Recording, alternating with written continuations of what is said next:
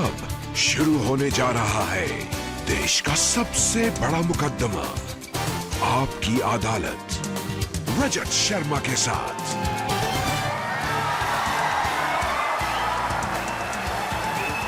नमस्कार, आपकी अदालत में आपका स्वागत है। आज हमारे मेहमान एक ऐसी शख्सियत है जिनकी चर्चा पूरी दुनिया में है, सिर्फ भारत में नहीं, लंदन में, न्यूयॉर्क में, हर जगह इनके बारे में लोग सवाल पूछते हैं, इनके बारे में जानना चाहते हैं। ऐसी शख्सियत जिससे उत्तर प्रदेश की जनता ने प्यार और दुलार दिया, मान सम्मान दिया। ऐसा व्यक्ति जिसको अभी मुख्यमंत्री बने हुए कुछ महीने हुए हैं, लेकिन लोग बहुत सारे सवाल उनसे पूछना चाहते हैं। प्लीज वेलकम उत्तर प्रदेश के मुख्यमंत्री योगी आदित्यनाथ।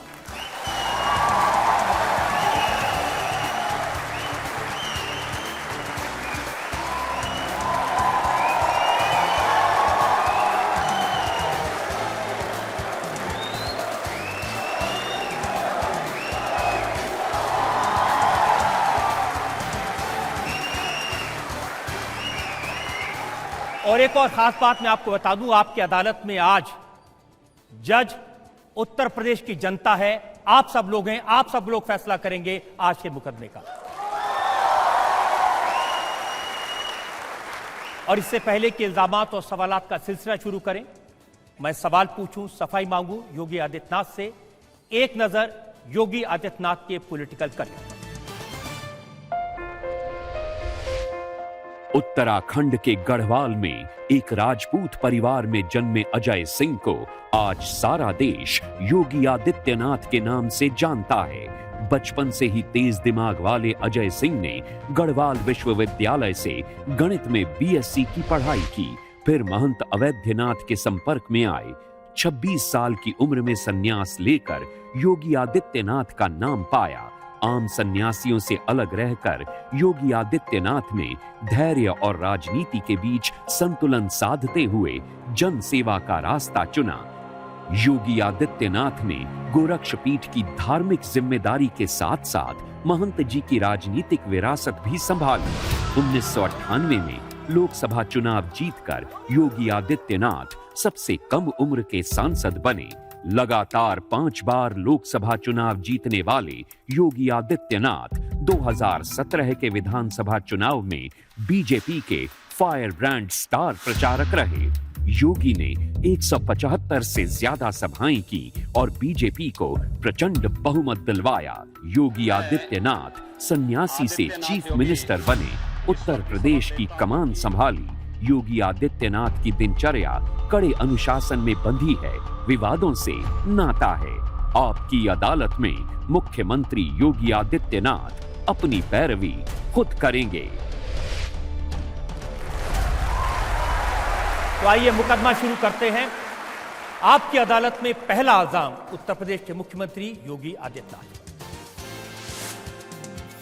आपकी अदालत में उत्तर प्रदेश के मुख्यमंत्री योगी आदित्यनाथ पर आरोप है कि इनका दिल बड़ा कठोर है।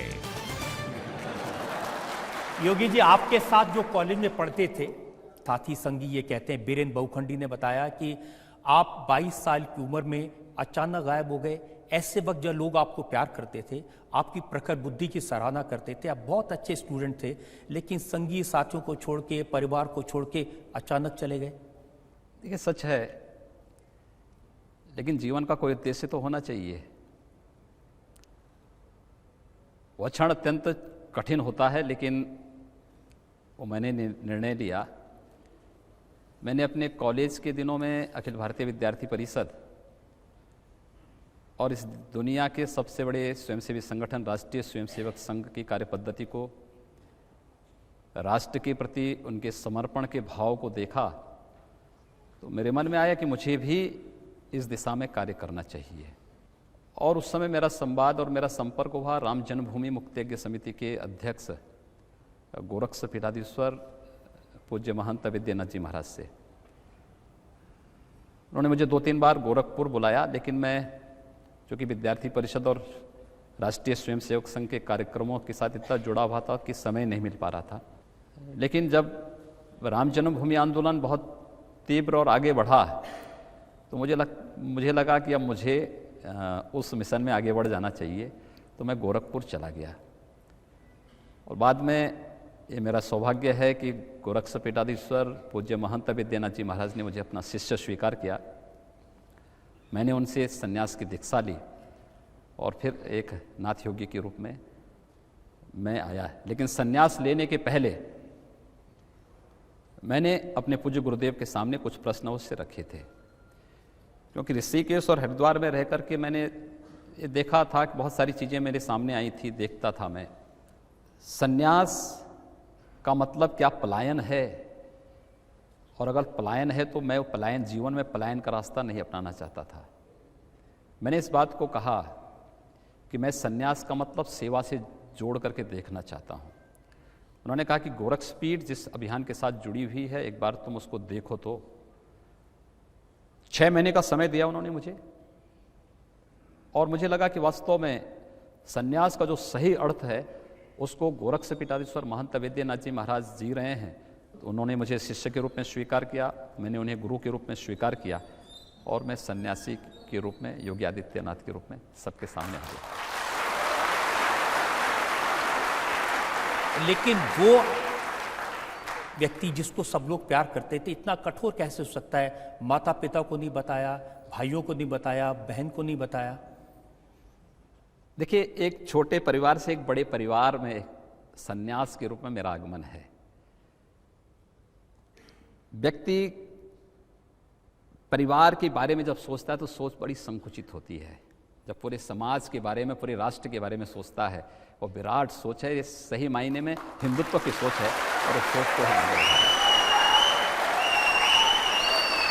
लेकिन जब आप सन्यासी बन गए, माता पिता ने आपको देखा, सिर मुड़ा लिया था, भगवा कपड़े पहन लिए थे, कानों में कुंडल था, वो तो बहुत रोए आपको देख के। हाँ, क्यों नहीं। उनके सामने मेरे पिता जो है उनको जानकारी नहीं थी, क्योंकि मैं किसी को बता के गया ही नहीं था। तो समाचार पत्रों में निकला होगा तो उनको कहीं से जानकारी मिली, तो मुझे ढूंढते ढूंढते गोरखपुर पहुंचे। मैं संजोग से मंदिर में सफाई के कार्य को देख रहा था तो मेरी नज़र अचानक पड़ी, लेकिन मैं इस भेष में कैसे उनके सामने जाऊं, मुझे स्वयं संकोच हुआ। लेकिन अब जाना था तो उन्होंने मुझे देखा तो उनकी आंखों में आंसू आ गए।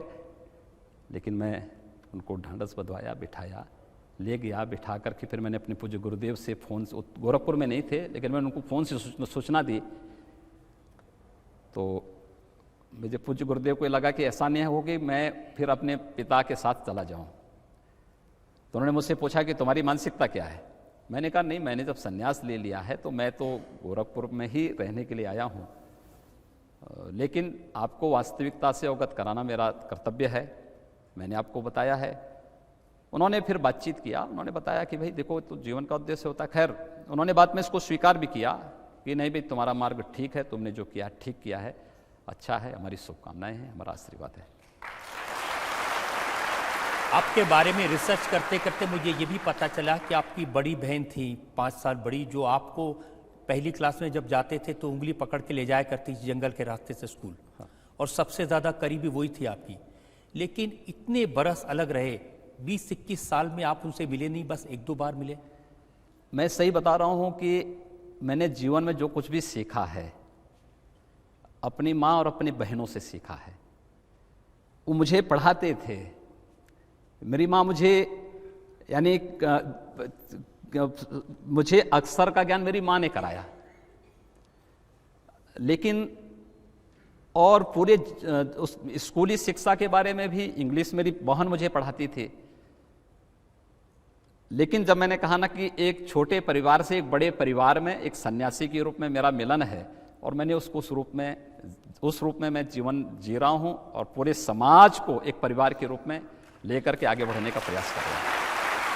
अब योगी जी, मैं भी समझना चाहता हूं, देश की जनता भी समझना चाहती है, कोई ऐसा कठोर कैसे हो सकता है कि आप सन्यासी बन गए, उसके 2 साल बाद आप भिक्षा लेने के लिए अपने घर गए, अपनी माँ से भिक्षा मांगी। माँ के दिल पे क्या बीती होगी? देखिए, सन्यास का एक धर्म है वो, और उसका निर्वहन प्रत्येक को करना होता है। कि जीवन में उसको एक बार अपने परिवार से भिक्षा लेने के लिए जाना ही होगा, और मुझे लगता है कि उसका निर्वहन मैंने भी किया है।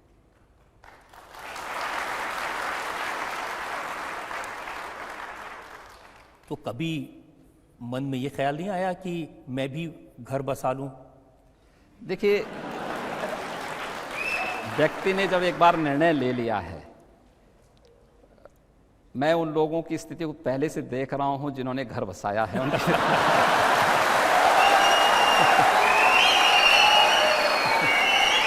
तो कम से कम मैं उस टेंशन से फ्री हूं। लेकिन मेरी शुभकामनाएं होती हैं। जब कोई व्यक्ति शादी करता है तो मैं उसको शुभकामना देने, आशीर्वाद देने जरूर जाता हूं। आपकी बहन तो ये भी कहती हैं कि उनके जो छोटे छोटे बच्चे से उनसे बहुत प्यार था। कॉलेज से लौटते समय आप उनके लिए टॉफी लेके जाते थे। हाँ, क्यों नहीं। मैं आज भी कहीं जाता हूं, अब तो मुख्यमंत्री के रूप में हो सकता है बहुत भीड़ भाड़ में जाने में थोड़ा ये होता है, लोग रोकते हैं, सुरक्षा वाले रोकते हैं, प्रशासन ऐसी व्यवस्था कर देता है। लेकिन एक सांसद के रूप में भी जब मैं वो जाता था तो मैं अपने साथ 2-4-5 किलो टॉफ़ी लेकर के या लड्डू लेके जाता था, और बच्चे मिलते थे तो उनको मैं टॉफ़ी बांटता था। और किसी भी क्षेत्र में मैं जाता था, कहीं भी जाता था, यहाँ तक कि इलेक्शन के दौरान भी मैं कभी कभी मुझे ये तो रहता था कि इलेक्शन कमीशन इसको मान ले, लेकिन मैं ये मानता था इन बच्चों को कोई वोट तो देना है नहीं, इसलिए इलेक्शन कमीशन इस मामले में मुझे कटघरे में खड़ा नहीं कर सकता है। लेकिन मैं तब भी वहाँ बच्चे मिलते थे तो मैं टॉफ़ी और उनके लिए लड्डू देकर जरूर जाता था।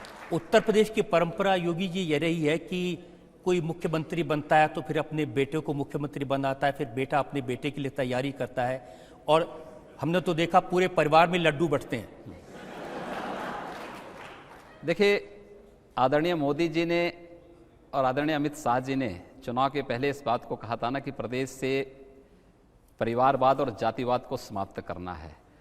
तो मुझे लगता है कि जातिवाद और परिवारवाद की राजनीति को और तुष्टीकरण की राजनीति को ही समाप्त करने के लिए संभवतः मुझे भेजा गया है, और मैं उस कार्य को करूंगा। लेकिन आपने कभी सोचा था कि योगी आदित्यनाथ एक कल्ट फिगर बन जाएंगे पूरे देश में? अब लोग आपकी तरह बाल भी कटाना चाहते हैं। देखिए, मैं तो एक सन्यासी हूं। लोक कल्याण का मार्ग जितना भी प्रशस्त हो सकता है उतना मैं पूरी जी जान से उसके लिए प्रयास करूंगा, और मैं उसके लिए लगा हूं। मुझे पार्टी ने, मुझे हमारे राष्ट्रीय अध्यक्ष जी ने, आदरणीय प्रधानमंत्री जी ने एक अवसर दिया है उत्तर प्रदेश की जनता की सेवा करने का। उस दायित्व का निर्वहन मैं करने का प्रयास कर रहा हूं। मुझे लगता है कि आप सबकी शुभेच्छा से, शुभकामनाओं से मैं उसमें सफल होऊंगा। लेकिन योगी जी, दुनिया को तो ये लगता है कि ये कैसा अजूबा है, ये कैसा नमूना है कि ये भगवे वस्त्र पहने हुए है, सन्यासी है, लेकिन राज सिंहासन पर बैठे। हाँ, ठीक बात है। ये भारत की वास्तविक परंपरा रही है। जिन्होंने भारत को नहीं समझा है वे लोग ये प्रश्न कर सकते हैं, लेकिन इस देश का योगी ही इस देश का राजयोगी भी बना है, और उस राजयोगी के रूप में उस दायित्व का निर्वहन दिल्ली में मोदी जी कर रहे हैं, तो उत्तर प्रदेश में उन्होंने दायित्व मुझे दिया। तो ये जो आपके उत्तर प्रदेश की जिम्मेदारी मिली है, जिस तरह से निर्वहन कर रहे हैं, उसको लेकर के बहुत सारे सवाल मेरे पास में हैं। हम एक ब्रेक रुकेंगे, और ब्रेक के बाद आपकी अदालत में उत्तर प्रदेश के मुख्यमंत्री योगी आदित्यनाथ पर एक और इल्जाम। लखनऊ आगरा एक्सप्रेसवे उद्घाटन हो गया, लेकिन अभी खुला नहीं है यातायात के लिए। मुझे परेशानी इस बात की होती है कि मुझे पूरे एक्सप्रेसवे पे सुरक्षा देनी पड़ रही है, विशेष हिदायत देनी पड़ रही है कि वे देखो, इटावा और सफाई के आसपास थोड़ा बचा करके रखिए लोगों को।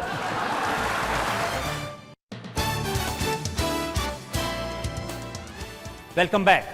हम उत्तर प्रदेश की राजधानी लखनऊ में हैं, और आज हमारे मेहमान हैं प्रदेश के मुख्यमंत्री योगी आदित्यनाथ। आपकी अदालत में अगला इल्जाम। आपकी अदालत में उत्तर प्रदेश के मुख्यमंत्री योगी आदित्यनाथ पर इल्जाम है कि इन्होंने लोगों को झूठे सपने बेच दिए। अब ये इल्जाम मेरा नहीं है, उत्तर प्रदेश के पूर्व मुख्यमंत्री अखिलेश यादव का है। वो कह रहे हैं कि पूरे इलेक्शन कैंपेन के दौरान हम लोगों को समझाते रहे और योगी जी बहकाते रहे और ये जीत गए, हम पीछे रह गए। देखिए, जो सपने दिखाता है वही उसको साकार भी करता है। हमने प्रदेश के अच्छे के लिए सपने दिखाए हैं और हम उसको साकार भी करेंगे। प्रदेश के अंदर विरासत में हमें जैसी स्थिति मिली है प्रदेश की, वो सचमुच चौंकाने वाली है। कोई अनुमान करेगा उत्तर प्रदेश, देश का सबसे बड़ा राज्य, देश का सबसे बड़ा लोकतंत्र, 22 करोड़ आबादी की जनसंख्या का प्रदेश, जिस प्रदेश या प्रदेश अगर एक देश होता तो दुनिया का 5वां बड़ा देश होता है, और इस प्रदेश में 1.5 लाख किलोमीटर की सड़कें गड्ढा युक्त हों, 5 जिलों को छोड़ करके बाकी किसी भी जिले में बिजली 2 से 3 घंटे 4 घंटे से अधिक न मिलती हो, जहां पर शिक्षा हो, स्वास्थ्य हो, पेयजल का हो, बुनियादी सुविधाओं का नितांत अभाव हो, स्वच्छता की रेटिंग को जब सामने आती है देश के, तो जिसमें 100 गंदे शहरों में 52 उत्तर प्रदेश के आते हैं। और जब हम प्रदेश के दायित्व को हम लोगों ने निर्वहन किया तो प्रदेश का खजाना एकदम खाली था। अखिलेश यादव ये सच कहते हैं कि आखिर हम इन सपनों को पूरा करेंगे कैसे, लेकिन ये प्रदेश के सपने साकार करेंगे हम लोग, और उस दिशा में हमने कदम बढ़ाए हैं। योगी जी वो तो कहते हैं कि उन्होंने जो सड़क बनवाई उसको जो देख लेगा वो उनकी वाहवाही करेगा। वो कहते हैं उन्होंने भवन बनवाए, उन्होंने फव्वारे लगवाए, उन्होंने तो जयप्रकाश की भवन के ऊपर तरणताल स्विमिंग पूल बनवा दिया। तो यही तो करते रहे लोग। इस प्रदेश का दुर्भाग्य यही है। मैंने आपको कहा ना, 1.5 लाख किलोमीटर की सड़कें गड्ढा युक्त थीं। और सही बताऊं मैं आपको, मैं चुनाव के दौरान जब कहीं जाता था तो मुझे गड्ढा युक्त सड़कें दिखती थीं। अगर मुझे रात्रि हो जाता था तो अगर किसी दूसरे स्टेट से हमें यूपी में आना होता था 19 मार्च 2017 के पहले, तो जहां से अंधेरा प्रारंभ होता था समझ लीजिए उत्तर प्रदेश की सीमा शुरू हो गई है। जहां से गड्ढा युक्त सड़कें प्रारंभ हो गई उत्तर प्रदेश, जहां पर छिनैती, डकैती, लूटपाट, बहन और बेटियों की इज्जत के साथ सरेआम खिलवाड़ करने की प्रवृत्ति होती थी और सत्ता का संरक्षण उन मंचलों दुष्कर्मियों को प्राप्त होता था, वो उत्तर प्रदेश होता था। लेकिन हम लोगों ने उस व्यवस्था को बदलने का एक प्रयास किया है, हम लोग उसको बदल रहे हैं। अभी हमारा बजट नहीं आया है, लेकिन बजट आने के पहले प्रदेश की सभी सड़कों को हम गड्ढा मुक्त कर देंगे। अभी बजट नहीं आया है। इनके लिए कौतूहल और आश्चर्य का विषय यह है कि बजट अभी आया नहीं। उन्हें मालूम है कि प्रदेश का खजाना इन्होंने खाली करके छोड़ा है, लेकिन उन्हें यह भी मालूम कि हम लोग संन्यास परंपरा के लोग हैं। हमें विरासत में कुछ नहीं मिलता है, लेकिन हम पूरे समाज को लेकर के सब कुछ इकट्ठा भी करने की क्षमता रखते हैं, और वही उत्तर प्रदेश के हम लोग कर रहे हैं। अगर खजाना खाली है तो किसानों के 36,000 करोड़ के कर्ज कैसे माफ कर दिए? कर रहे हैं ना हम लोग। कहां से देंगे? हम दे रहे हैं। इसीलिए कहा एक हम ही लोग कर सकते हैं।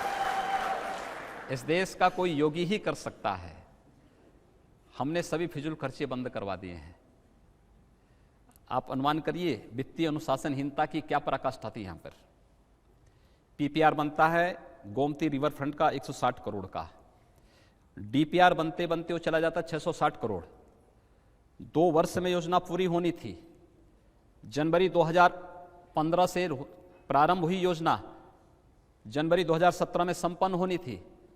अधिक से अधिक डीपीआर में 660 करोड़ में सब कार्य संपन्न हो जाता, नहीं हुआ। 1437 करोड़ खर्च हो चुके हैं और अभी योजना अधूरी है। यह प्रदेश की वित्तीय अनुशासनहीनता की पराकाष्ठा है। लूट का एक ऐसा नग्न तांडव है। जेपीएन सेंटर को आप देखिए ना, क्या स्थिति है उसकी। जिस प्रदेश में जनता बुनियादी सुविधाओं के लिए तरस रही है, वहां पर आप कुछ चंद राजनेताओं के लिए मौज मस्ती का एक सेंटर बनाना चाहते हैं। ये मजाक है प्रदेश की और देश की व्यवस्था के साथ। ये नहीं स्वीकार होगा, इसको हम नहीं चलने देंगे। मेरे पास एक दिन एक कैंसर का पेशेंट आया। मैं जनता दर्शन का कार्यक्रम लगाता हूं, प्रतिदिन जनता से मिलता हूं। वो मेरे पास आया, उसने कहा साहब कैंसर का पेशेंट है, पेशेंट हूं, मेरे पास पैसा नहीं है, कैसे मैं उपचार करूं। मैंने कहा आपको हॉस्पिटल में भर्ती करवा देते हैं, वहाँ से आप एस्टिमेट बनवा लीजिए, जो खर्चा आएगा प्रदेश सरकार देगी उसको। ये ड्यूटी है हमारी, किसी गरीब को स्वास्थ्य की सुविधा दिलाना, हम लोग करेंगे इसको। तो मेरे दिमाग में आया कि अखिलेश यादव ने यहाँ पर एक कैंसर इंस्टीट्यूट का भी उद्घाटन किया था। मैंने मिनिस्टर को फ़ोन किया, मैंने कहा वो कैंसर इंस्टीट्यूट में आप देख करके आइए, अगर वहाँ पे पेशेंट भर्ती हो सकता है पेशेंट को भर्ती करवा दो। मैंने उसके सारे कागजात रखे, उसको मैंने कहा कि भाई आपकी हम व्यवस्था करवा रहे हैं। हमारा मंत्री वहाँ जाता है, हमारे मंत्री ने जाने के बाद मुझे बताया कि साहब कैंसर इंस्टीट्यूट का केवल एक ढांचा खड़ा है, वहाँ ना बेड है, ना वहाँ पे कीमोथेरेपी की व्यवस्था है, ना वहाँ रेडियोथेरेपी की व्यवस्था है, ना वहाँ कोई डॉक्टर है, ना कोई वहाँ पैरामेडिकल का स्टाफ है। तो मैंने कहा उद्घाटन के समय तो बेड थे, कहा वो तो KGMU से बेड लाए गए थे, फिर वापस चले गए हैं। ये यहाँ की सच्चाई है विकास की। लखनऊ आगरा एक्सप्रेसवे उद्घाटन हो गया, लेकिन अभी खुला नहीं है यातायात के लिए। और यातायात के लिए खुलेगा कैसे? सुरक्षा के सबसे अधिक डकैती तो उनके गृह जनपद में पड़ती है उस एक्सप्रेसवे पे। मुझे परेशानी इस बात की होती है कि मुझे पूरे एक्सप्रेसवे पे सुरक्षा देनी पड़ रही है, विशेष हिदायत देनी पड़ रही है कि भाई देखो इटावा और सफाई के आसपास थोड़ा बचा करके रखिए लोगों को। और सफाई बनाने की बात कर रहे हैं, लेकिन सफाई के और उसके आसपास क्या कुछ घटित हो रहा है, बहुत वैसी यानी अफसोसजनक स्थिति है। ये कार्यक्रम में अखिलेश जी की बात सुन रहा था, वो कह रहे थे कि हमने ऐसा गार्डन बनाया है जो लंदन के हाइड पार्क जैसा है, उसमें जाके बैठे तो बड़ी अच्छी हवा आती है। मुझे लगता है कि प्रदेश की जनता इन नमूनों को उन्हीं गार्डनों में बिठाने के लिए भी तैयार बैठी है, और ये होगा जरूर। लेकिन आप तो जनता से वादा कर रहे हैं, किसानों से वादा किया, आपने जनता से वादा किया कि हम आपको 24 घंटे बिजली दे देंगे। अगर पैसा नहीं हो तो बिजली कहां से लाएगी? हम दे रहे हैं ना। और हमने बाबा साहब भीमराव अंबेडकर की जयंती से प्रदेश के अंदर पहले 5 जिलों में बिजली मिलती थी। हमने कहा 70 जिलों ने क्या गुनाह किया था। पहले मैंने कहा इन 5 जिलों की बिजली भी काटो। समाजवाद है तो समान रूप से होना चाहिए, और फिर राष्ट्रवाद है, हम सबको समान रूप से बिजली भी देंगे। 75 जिला मुख्यालयों पर 24 घंटे बिजली, तहसील मुख्यालयों पर 20 घंटे बिजली, ग्रामीण क्षेत्रों में 18 घंटे की बिजली की व्यवस्था हम लोगों ने कर दी है। हम लोगों ने टोल फ्री नंबर भी जारी कर दिया है 1912। ट्रांसफार्मर जलता है ग्रामीण क्षेत्र में 48 घंटे के अंदर, शहरी क्षेत्र में 24 घंटे के अंदर आप इसको बदलिए किसी भी स्थिति में। ये कार्रवाई प्रारंभ हुई है। एक जर्जर व्यवस्था है, हमने पावर फॉर ऑल पर साइन किए हैं। हम लोगों ने इस बात को कहा है कि 18 अक्टूबर 2018 से हम 24 घंटे विद्युतीकरण ग्रामीण और शहरी क्षेत्र में देंगे, लेकिन मैंने उसके साथ एक शर्त और जोड़ी है कि हम बिजली देंगे सबको, लेकिन मेरा अनुरोध होगा लाइन लॉस कम करिए। जहां बिजली की चोरी है इसको रोकिए, लोग विद्युत का कनेक्शन लें। हमने BPL फैमिलीज को निःशुल्क विद्युत कनेक्शन देने की कार्रवाई प्रारंभ कर दी है, लेकिन उनका मीटर लगाएंगे, जो कम से कम बिजली का उनका खर्चा आएगा उतना पैसा वे दे देंगे। हम 24 घंटे बिजली ग्रामीण क्षेत्र में भी देने के लिए, मैं आपकी सारी बात मान लेता हूं, लेकिन मेरे पास जो फिगर्स हैं उसके मुताबिक उत्तर प्रदेश में आपको उपलब्ध है 14,500 मेगावाट बिजली। जी हाँ। और आप वादा कर रहे हैं 22,000 मेगावाट का। देखिए 17,000 मेगावाट बिजली से हमारा पूरा कार्य चल सकता है, और हमने उसकी व्यवस्था कर ली है। हमारे पास बिजली की कमी नहीं है। हम पूरी तरह जिस रोस्टर के हिसाब से बिजली दे रहे हैं, प्रदेश की जनता को हम बिजली देने में सफल होंगे, दे रहे हैं। और पावर फॉर ऑल में जनता का सहयोग हम मांग रहे हैं, पब्लिक हमें सपोर्ट करे, हम 24 घंटे बिजली सबको उपलब्ध कराएंगे, बिजली की कोई कमी कहीं नहीं होने देंगे। देखिए मेरी जानकारी तो ये है कि रामपुर, इटावा, कन्नौज, आजमगढ़ ये ऐसे इलाके हैं जहां बिजली तो जाती है लेकिन 80 से 90% चोरी होती है, कोई पैसे नहीं देता। हाँ देखिए, जब राजनीतिक नेतृत्व उस समय का चोरी करना सिखाता था, चोरी करता था, चोरी करना सिखाता था तो लोगों की आदतें खराब कुछ तो थी, लेकिन सुधर रही हैं। हमने कहा ना, इसलिए लाइन लॉस को कम करने की हमने अपील की है। पब्लिक से अपील की है। और मुझे प्रसन्नता है, प्रदेश की जनता का इस संबंध में पूरा समर्थन मिल रहा है। बदायूं से भी, कन्नौज से भी, रामपुर से भी, आजमगढ़ से भी, और मैं अपील करूंगा अखिलेश जी से कि इटावा से भी वो करा देंगे, तो मुझे लगता है कि सारी समस्या का समाधान यूपी में हो जाएगा। लेकिन योगी जी, जितना बजट आपका होगा उसमें से 2/3 तो चला जाएगा तनख्वाह देने में। 7th पे कमीशन लागू हो चुका है।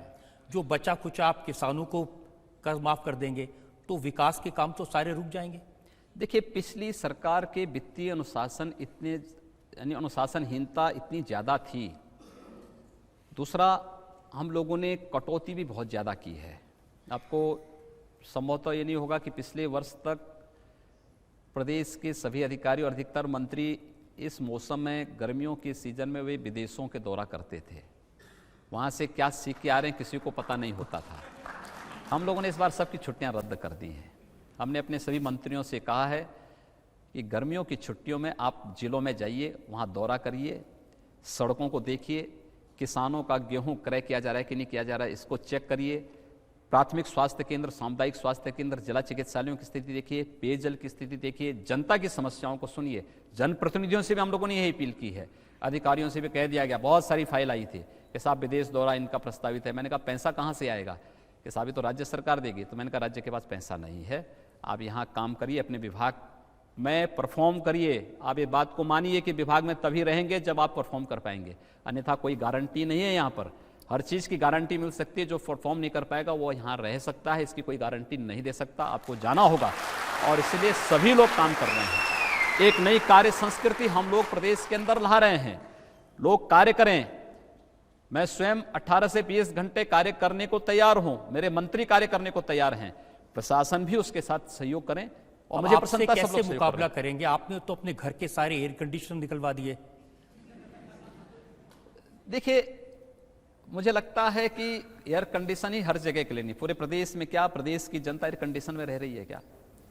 वैसे भी मेरा ये मानना है कि जो एयर कंडीशन भी लगाए हैं वहां पे टेम्परेचर 26 से ऊपर ही होना चाहिए, नीचे नहीं होना चाहिए।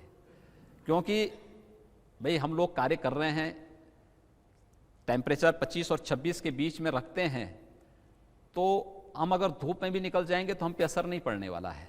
लेकिन जो 20 और 18 के टेम्परेचर में रह रहा होगा, बाहर जाएगा तो लू की चपेट में सबसे पहले आएगा। इसलिए लू की चपेट में ना आए, इसलिए हम लोगों ने लोगों के सामने कुछ। अब योगी जी, एसी आप लगाने नहीं देंगे, गर्मी में छुट्टी पर बाहर जाने नहीं देंगे, ये तो बड़ा अत्याचार है। अत्याचार नहीं है, एक कार्य संस्कृति। प्रदेश की 22 करोड़ जनता जिन स्थितियों में रह रही है, हमें उन स्थितियों में से उनको उभारने के प्रयास करने चाहिए। हम लोग प्रयास कर देंगे तो मुझे लगता है कि हम लोगों का सार्वजनिक जीवन में आना सार्थक हो जाएगा। आप जब बने थे मुख्यमंत्री तो आपने देखा दफ्तर कैसे चलते थे? हाँ, देखिए, बड़ी खराब स्थिति थी। मैंने जब शुरू दिन इस बारे में इच्छा व्यक्त की कि भाई अब तो मुख्यमंत्री पद की शपथ ले लिया है, मुख्यमंत्री क्या होता है मुझे भी नहीं जानकारी है, तो मैंने कहा कार्यालय मुझे जाना है भाई। कहा साहब 11 बजे के बाद आइए आप। तो मैंने कहा कार्यालय 11 बजे खुलते हैं क्या? मैंने संसद तो देखी थी कि 11 बजे से संसद चलेगी शाम 6 बजे तक, लेकिन कार्यालय 11 बजे से शुरू होते हैं। तो गए, मैंने मंत्रिमंडल के अपने सभी सहयोगियों से एक बात के लिए आग्रह किया था। मैंने कहा यार देखो, पहले दिन कार्यालय आप जाएंगे तो बैठिएगा मत। आदरणीय प्रधानमंत्री जी का जो एक मिशन है, स्वच्छ मिशन, स्वच्छता मिशन, स्वच्छ भारत अभियान, उस स्वच्छ भारत मिशन के तहत पहले दिन हम लोगों को जिस कार्यालय में बैठना है, उस कार्यालय में स्वच्छता के कार्यक्रम को अंजाम देना है। मैं देख के ताज्जुब था, बहुत सारी जगह ये कुर्सी है, ये फाइल गंजी हुई थी ऊंची तक, ये भी फाइल गंजी थी ऊपर तक, टेबल में फाइल गंजी हुई थी, उसमें धूल जमा हुआ था, और बहुत सारे ऐसे श्रीमान जी लोग थे जो पान खा करके वहीं कोने में थूक देते थे। तो मैंने लोगों से पूछा, मैंने कहा भी तुम लोग तो प्रदेश सरकार को इतना ज़्यादा नुकसान पहुंचा रहे हो, ये सब फाइल में धूल पड़ा हुआ है, ये टीबी हो जाएगी तुम्हें तो, और टीबी का उपचार फिर पैसा सरकार को ही खर्च करना पड़ेगा, इसलिए अच्छा होगा ये सब ठीक करो, ये फाइल ऐसे पड़ी नहीं रहनी चाहिए। हमने एक सिटीजन चार्टर लागू करवाया। आज एक सप्ताह से अधिक किसी एक विभागाध्यक्ष के पास फाइल रहेगी तो उसको जवाब देना होगा। 3 दिन से अधिक किसी के यहाँ फाइल रुकी ही नहीं सकती, अगर रुकेगी तो उसकी जवाबदेही भी तय होगी। ये नहीं चल सकता है। प्रदेश की जनता के टैक्स से हमें वेतन मिलेगा, हमें सुविधाएं मिलेंगी, और हम उसके साथ इतना बड़ा अन्याय करें, वो महीनों महीनों भटकता रहे, ये नहीं हो सकता है। उस सिटीजन चार्टर को हम लोगों ने लागू किया। कार्यालय में लोग समय से बैठे, पता लगा लंच आवर के बाद तो कोई जाता ही नहीं था। मुख्यमंत्री और मंत्रीगण आते थे। मैं गोरखपुर का एक किस्सा बताता हूं इस सरकार का। एक बार मैं गोरखपुर रेलवे स्टेशन पे था। इस सरकार का एक माध्यमिक शिक्षा के मंत्री गोरखपुर, कृषि मंत्री गोरखपुर आए थे। उस समय के जो एपीसी थे, एग्रीकल्चर प्रोटेक्शन कमिश्नर, वो गोरखपुर आए थे। तो ट्रेन से उनको लखनऊ वापस आना था। मैं भी रेलवे स्टेशन पे बैठा हुआ था। जिस रूम में मैं बैठा था, संजोग से वहाँ के जिलाधिकारी, वहाँ के कमिश्नर एपीसी को भी वहीं लेकर के पहुँचे, लेकिन मुझे देखे थोड़ा हिचके, तो मैंने बुलाया उनको। मैंने कहा भी आइए, क्यों आप भाग रहे हैं? रिटर्निंग रूम में ये लोग आए, बैठे। इनके 2 मिनट के बाद इनका कृषि मंत्री आ गया। तो मैं समझा कि सब साथी हैं। तो कृषि मंत्री को मैंने अपने बगल में एक कार्यकर्ता बैठता, मैंने को हटा कर कहा, मैंने कहा भी देखो ये कृषि मंत्री है, इनको बैठने दो। मैंने एपीसी से पूछा, मैंने कहा आप कब आए? उन्होंने कहा कि मैं सुबह आया था। मैंने कहा क्या कोई कार्यक्रम था? उन्होंने कहा हाँ, एक एग्रीकल्चर पर एक संगोष्ठी थी, उसी में आया था। मैंने कहा यहाँ गन्ने में पायरिया कीड़ा लग रहा है और सैकड़ों हेक्टेयर यहाँ पर गन्ने की फसल किसानों की खराब हुई है, इसके बारे में आप लोगों ने कोई प्लान तय किया है? उन्होंने कहा हमें जानकारी नहीं। मैंने कहा भी आप आखिर कैसी संगोष्ठी कर रहे हैं? ये पूर्वी उत्तर प्रदेश गन्ना उत्पादक क्षेत्र है। फिर मेरी नजर पड़ी, मैंने कहा भी कृषि मंत्री तो यहीं गोरखपुर के ही हैं। मैंने कहा भी मैंने कहा कृषि मंत्री ने बताया नहीं? अब आश्चर्य करेंगे कि कृषि मंत्री को एपीसी नहीं पहचानते थे, उनका एग्रीकल्चर सेक्रेटरी नहीं पहचानता था, और मैंने अपने सामने परिचय कराया। तो मैंने एग्रीकल्चर मिनिस्टर से पूछा, मैंने कहा तुम कब से कृषि मंत्री हो? उसने कहा 6 महीने से। मैंने कहा 6 महीने से तुम्हारे अधिकारियों से कोई परिचय नहीं? कहा मैं कार्यालय कभी कभी जाता हूं। ये अराजकता थी, ये अराजकता थी। हमने कहा ये सब नहीं चल सकता है। अब इसको बदला आपने? पूरी तरह बदल चुका है, और जो कुछ बचा होगा 100 दिन आने दीजिए, वो सब बदल करके हम लोग रख देंगे। लेकिन कुछ खबरें अखबारों में आती हैं, जैसे आपने कहा कि वीआईपी कल्चर खत्म कर दिया, आप एक साधारण व्यक्ति की तरह रहते हैं, लोगों से मिलते हैं। एक हमने पढ़ा कि 27 मई को कुशीनगर के दलितों से मिलने गए तो उनको प्रशासन की तरफ से शैम्पू और साबुन बांट दिए गए कि योगी जी आए तो खुशबू लगा के आना। देखिए, शैम्पू और साबुन जो है ये खुशबू का प्रतीक नहीं है। इंसेफ्लाइटिस के खिलाफ हमारा अभियान है, और इस अभियान की सफलता इस बात पे निर्भर करती है कि हम स्वच्छता के प्रति कितने जागरूक हैं। देखिए, मैं पिछले 20 वर्षों से इंसेफ्लाइटिस के खिलाफ लड़ रहा हूं, और आज उत्तर प्रदेश के 38 जिले इस बीमारी से प्रभावित हैं, और देश के अंदर लगभग 171 जिले इससे प्रभावित हैं। मैं इस निष्कर्ष पर पहुंचा हूं कि इसका उपचार नहीं है, इसके केवल जागरूकता और बचाव, इसके 2 माध्यम हो सकते हैं। और जागरूकता में स्वच्छता का और शुद्ध पेयजल का। स्वच्छता हो, शुद्ध पेयजल उपलब्ध हो जाए तो इंसेफ्लाइटिस फिर कभी वहां पर कोई प्रभाव नहीं डाल सकती। स्वच्छता की दिशा से लोगों को साबुन बांटना कोई बुरी बात नहीं। अगर किसी दलित को, किसी कमजोर व्यक्ति को स्वच्छता के लिए साबुन बांटा है प्रशासन ने, उसमें कोई बुराई नहीं। स्वच्छता के प्रति जागरूकता के लिए उनसे कहा गया कि आप स्नान करिए, तो जागरूकता का हिस्सा होना चाहिए। और मैं तो कहता हूं हर व्यक्ति के लिए अनिवार्य होना चाहिए कि प्रतिदिन उसको स्नान करना चाहिए, प्रतिदिन उसको दांतून करना चाहिए, अपने नाखून उसको काट करके इस लायक बनाने चाहिए कि वह किसी को चुभो भी न सके, और साथ साथ उस गंदगी से स्वयं बीमारी से ग्रसित भी न हो सके। ये अनिवार्य होना चाहिए। और मैं तो चाहूंगा कि जैसे मैंने बाल रखे छोटे छोटे, वैसे सभी लोग रखेंगे तो और समस्या का समाधान हो जाएगा। एक और घटना अखबारों में आई कि एक शहीद के घर आप गए थे। हाँ। आप पहुंचे उसके पहले उसके घर में एसी लगा दिया, सोफे लगा दिए, टेबल लगा दी, कालीन लगा दिया, आप गए तो फिर वो सब हटा दिया। देखिए, प्रशासन की ये गलती थी, प्रशासन को ये नहीं करना चाहिए था। मैं एक शहीद के प्रति सम्मान व्यक्त करने के लिए जा रहा हूं और उस शहीद के प्रति सम्मान व्यक्त करने का मतलब उसके परिवार के लोगों के साथ, उनके दुख के साथ अपनी संवेदना जताने के लिए। किसी भी शहीद का सम्मान देश के लिए सर्वोच्च सम्मान होता है और मुझे लगता है कि वह प्रशासन की गलती थी, उनकी जवाबदेही तय की गई वहाँ पे। भाई, एक मेरे लिए एसी लगाने की आवश्यकता क्या थी? दूसरा, जब मैं वहाँ था तो मुझे तो पसीना वैसे आ रहे थे जैसे लोगों को और पसीने थे क्योंकि वहाँ पर तो भयंकर गर्मी थी उस गांव की। क्योंकि जिस दिन शहीद वो हमारा वो जवान शहीद हुआ था, बीएसएफ का जवान था, लखनऊ में एक आवश्यक कार्यक्रम में मुझे यहाँ रहना था। मैंने अपने एक कैबिनेट मंत्री को वहाँ भेजा था। रात्रि को 12 बजे मेरे पास फोन आता है कि साहब ये लोग दाह संस्कार नहीं कर रहे हैं। तो मैंने कहा क्यों? तो कहा ये कह रहे हैं कि प्रधानमंत्री और मुख्यमंत्री आए। तो मैंने कहा बात कराओ मुझसे। रात 12:30 बजे मेरी उस परिवार से बातचीत हुई, शहीद के बड़े पुत्र से मेरी बातचीत हुई। मैंने कहा क्या ये संभव है कि प्रधानमंत्री या मुख्यमंत्री हर जगह जाएं?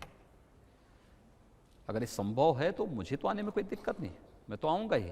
और मैं जहाँ जा रहा हूँ वहाँ मेरा प्रयास होगा कि हर शहीद के घर में मैं जाऊँगा। लेकिन हम किसी की शहादत को संकीर्ण राजनीतिक दायरों में कैद करके न रखें। हमारे लिए महान बलिदान है ये, पूरा समाज इससे प्रेरणा ले रहा है। उसने कहा महाराज जी बोल रहे हैं? मैंने कहा हाँ मैं बोल रहा हूँ। कहा बस आपसे मुझे बात करनी थी, आप गोरखपुर आएंगे तो क्या आएंगे? मैंने कहा मेरा गोरखपुर का कार्यक्रम लगेगा तो मैं जरूर वहां आऊंगा। और मैं इसलिए वहां गया था। मैंने वहां उस परिवार के प्रति सम्मान व्यक्त किया, उस परिवार के उस शहीद के स्मारक को बनाने के लिए मैंने वहां कहा है, उनके नाम पे इंटर कॉलेज हम बनाने जा रहे हैं। लेकिन मीडिया की नजरें इंटर कॉलेज और स्मारक पे नहीं गया, उस परिवार को दी जाने वाली सहायता पे नहीं गया, लेकिन उस पंखे पर एसी पे चला गया तो मुझे उसमें बड़ा आश्चर्य हुआ कि ये चीजें हुई। लेकिन वो प्रशासन की गलती थी, क्योंकि प्रशासन को मैंने पहले से सख्त इस बात के लिए किया है कि देखो भाई, मैं कहीं जाऊंगा मेरे लिए कोई विशेष व्यवस्था करने की आवश्यकता नहीं। मेरे कारण प्रयास हो कि पब्लिक को परेशानी ना हो।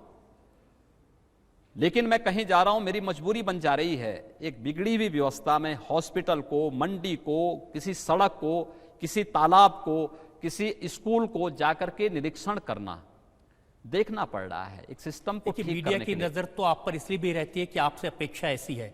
कोई और मुख्यमंत्री जाता, एसी लगा देते, एक क्या 4 लगा देते, कोई गलत पूछता नहीं। मैंने कहा ना वो गलत था और उसके लिए उनकी जवाबदेही भी तय की गई और सख्त हिदायत है कि आगे से इस प्रकार की कोई व्यवस्था कोई करेगा तो मैं कार्रवाई करूंगा, स्वयं कार्रवाई करूंगा ऐसे लोगों के खिलाफ।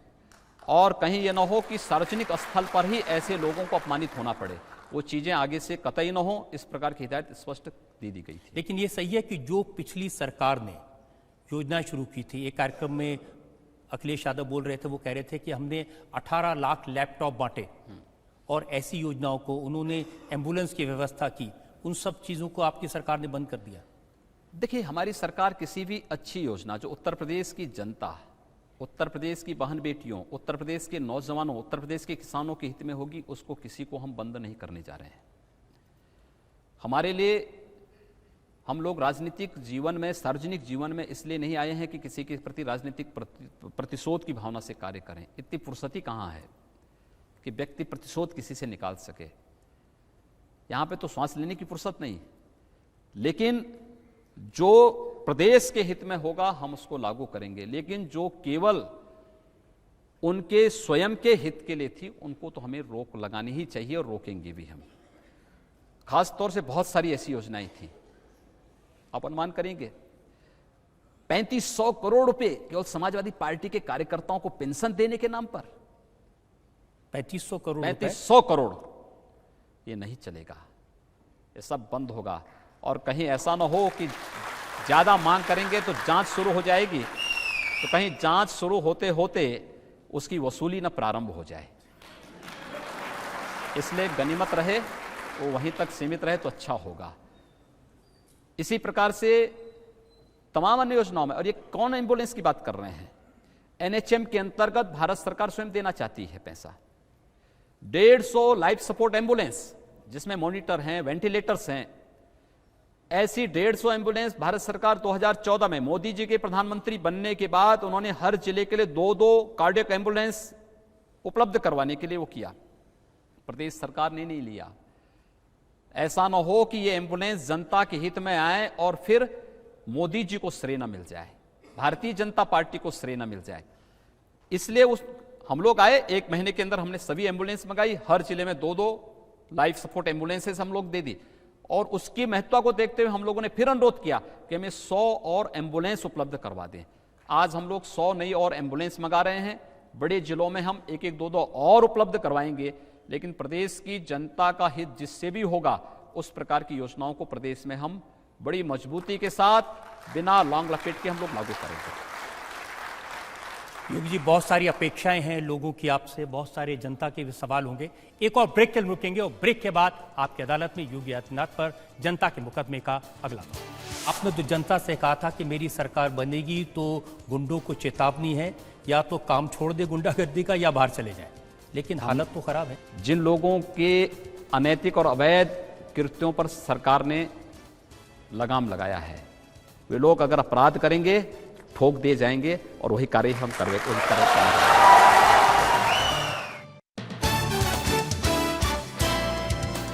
Welcome back.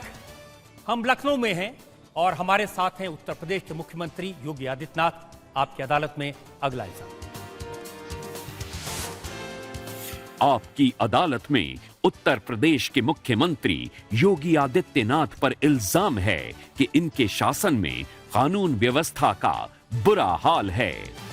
अब ये तो मायावती जी भी कह रही हैं, अखिलेश जी भी कह रहे हैं और राहुल जी भी कह रहे हैं, और आपने तो जनता से कहा था कि मेरी सरकार बनेगी तो गुंडों को चेतावनी है, या तो काम छोड़ दे गुंडागर्दी का या बाहर चले जाएं, लेकिन हालत तो खराब है। हमने कहा है और हम करेंगे भी। आप देखेंगे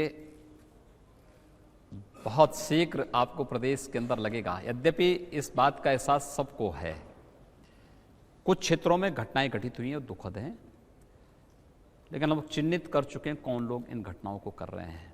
क्योंकि जो लोग बेरोजगार हो गए हैं, जिन लोगों के अनैतिक और अवैध कृत्यों पर सरकार ने लगाम लगाया है, यहां पर इल्लीगल स्लॉटरिंग होती थी। हम लोग जब पहले दिन चार्ज लेने के बाद हमारा मंत्रिपरिषद बैठा था, हम लोगों ने प्रशासन से जानना चाहा कि भाई ये एनजीटी और सुप्रीम कोर्ट ने कुछ आदेश जारी किए हैं, क्या है सर, क्यों इसमें कार्रवाई नहीं हो रही?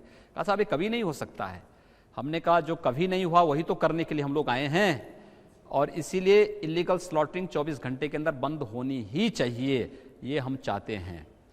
तो जो इलीगल स्लॉटरिंग कर रहे थे तो बेरोजगार होंगे ना, लेकिन बेरोजगार के लिए उनको मजदूरी करनी पड़ेगी, मनरेगा उनके लिए है। वे लोग अगर अपराध करेंगे ठोक दिए जाएंगे और वही कार्य हम करेंगे। देखिए, 2 महीने के सरकारी आंकड़े हैं मेरे पास में। 2 महीने में उत्तर प्रदेश में 56 डकैती, 833 लूट, 795 हत्या और 771 बलात्कार के केस पुलिस ने रजिस्टर किए हैं। लेकिन उससे पहले के भी आप आंकड़े देते तो और अच्छा होता, उसकी तुलना में ये कम हैं।